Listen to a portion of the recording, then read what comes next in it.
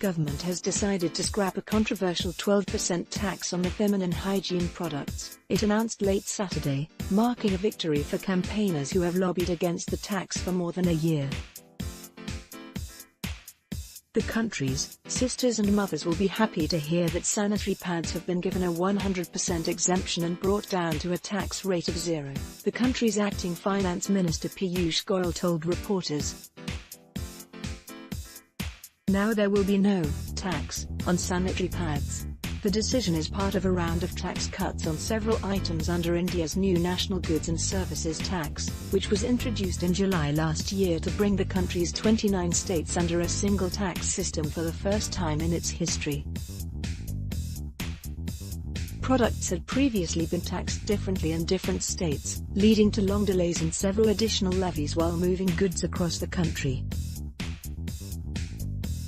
Each product sold in India now attracts the same tax rate across the country, divided into 5 tax brackets ranging from 0% to 28%. But sanitary pads, which cost between 5 rupees, 8 cents, and 12 rupees, 20 cents, each, were taxed at 12%, despite other items like contraceptives being exempt. The decision set off a storm of protest, with a petition by Indian lawmaker Sushmita Dev receiving more than 400,000 signatures.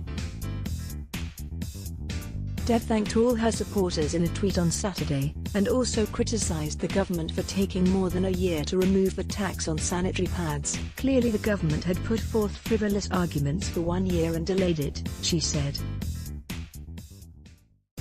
Several other advocacy groups and celebrities also protested the tax, including a viral campaign called #Lahu Ka Lagan, or Tax on Blood, started by an organization called She Says. Many Indians celebrated the new tax exemption on social media. But feminine hygiene products remain out of reach for the vast majority of India's women, with millions in impoverished rural areas using rags or even sawdust, ashes and leaves instead. The lack of proper menstrual hygiene and sanitation has been linked to girls dropping out of school and lower productivity in the workplace. According to India's National Family Health Survey, more than 40% of Indian women aged 15 to 24 do not have access to sanitary products during their period. India now joins Ireland, Kenya and Canada as one of the few countries where sanitary products are tax-free.